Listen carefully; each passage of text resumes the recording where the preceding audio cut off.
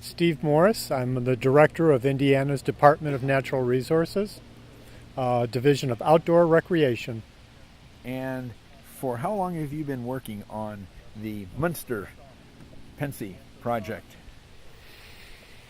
Boy, I remember meeting early on with Mitch Barloga when he first came up with this idea. I don't know if it was exactly Mitch's idea, but I do suspect that it was. Probably. And it seems like it was at least like 10 years ago, probably.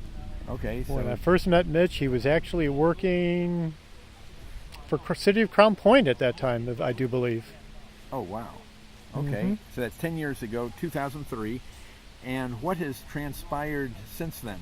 And you were not director then of the outdoor rec. That's correct. I was the Streams and Trails chief, so I paid close attention to anything like this. We track all of the trail developments that we are knowledgeable of in the state of Indiana. And this was one that seemed a little bit ambitious because the corridor was not rail banked, which can be a very difficult issue when it comes to a railroad corridor that has been abandoned, and getting it back into public hands and building a trail on it. But obviously it's working, even though it was not rail banked. I can't remember how many miles are developed along it now, probably about 5, something like that. How was the land acquired? Did the city condemn, or how was it acquired?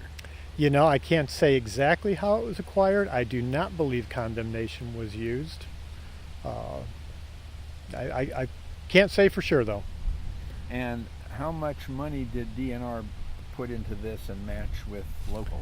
DNR did not put any money into this section. I believe it was Transportation Enhancement Funds that funded this section, 80%, which came through the Department of Transportation. Okay, so that was where the money came from, and then DNR provided technical. Right. Assistance. We actually helped the community of Munster develop another section of this down along their park, Centennial Park over here, just a mile or two up the trail. Okay. With another funding program called the Land and Water Conservation Fund. Oh, that was Land and Water Conservation. And how much of a local match was there on that? That's a 50-50 matching. Oh, 50, okay. Funding program. So Lansing Munster put in 50% on that. Okay. Right.